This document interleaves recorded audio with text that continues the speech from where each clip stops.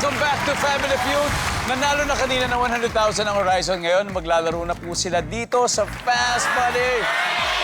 Kasama ko si Vinci at ang goal nila ay makapag-uwi ng total cash prize of 200,000.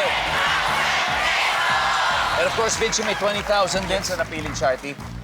Ano bang napili? Angat Pinas Foundation. Angat Pinas Foundation. There you go. So, nasa waiting area si Marcos. It's time for Fast Money. Give me 20 seconds on the clock, please. Kung ang gaganap na Barbie sa movie ay isang Filipina, sinong actress ang ikakast mo? Ann Go. Curtis.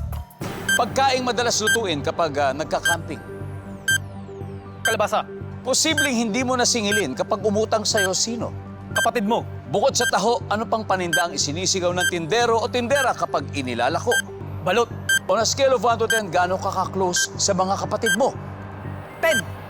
Let's go! Tingnan natin. Vigi, kung gaganap na Barbie sa movie ay isang Filipina, ang actress na ikakast mo ay si Ann Curtis.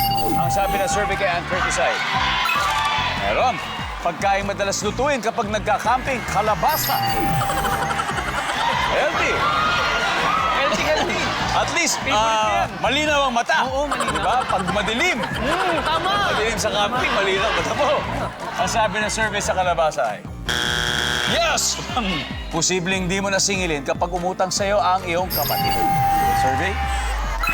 Meron. Bukod sa taho, paninda na isinisigaw ng tindero kapag inilalako. Balot. Survey. Wow. On a scale of 1 to 10, gaano ka ka-close sa mga kapatid mo? 10. Ang sabi ng survey ay... Yun! Very good, Vinci. Thank you. 89 to go. Let's welcome back Marcus. Buddy. Oh. Para matanggal ang mukha naman hindi ka naman kinakabahan no? Medyo po, medyo. Oh, kung meron mang konti man dyan, eto para hindi ka kabahan. Vinci got 111, means she got 89. Alright? So, at this point, makikita na ng mga manonood ang sagot ni Vinci. Give me 25 seconds on the clock and we'll get on. Let's go, Marcus. So, imagine kung ang gaganap na Barbie sa movie ay isang Filipina, sinong actress ang ikakast mo dito? Go. Liza Soberano po. Pagkaing madalas lutuin kapag nagka-camping. Hotdog. Posibleng hindi mo nasingilin kapag umutang sa'yo, sino? Si Kuya Vinci po. Bukod sa taho, ano pang paninda ang sinisigaw ng tindero kapag nilalako? Balot. Bicho. On a scale of 1 to 10, gaano ka ka-close sa mga kapatid mo? 6. Let's go, Marcus! Okay.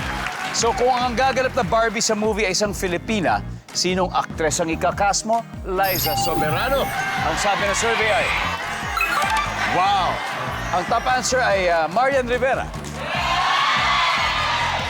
Pagkaing madalas lutuin kapag nagka-camping, ang sabi mo yung hotdog, ang sabi ng survey. Yan. Inihaw na isda. Posibleng hindi mo nasingilin kapag umutang sa'yo si Vinci, na kaibigan mo. Eh, kaibigan, ang sabi ng survey ay, meron din. Ang top answer ay magulang, parents. Bukod sa taho, paninda na isinisigaw ng tindero kapag inilalako. Ang sabi mo, bicho. Paano kaya yun? Bicho. Ayun, tama. Nandiyan ba yan? Wala. Balot ng top answer. And on a scale of 1 to 10, gaano ka ka-close sa kapatid mo? 6. Ang sabi ng survey ay... Yan, ang top answer ay 10. Anyway, Marcus, congratulations, man. Because Horizon, nanalo pa rin kayo ng 100,000 pesos. Maraming salamat.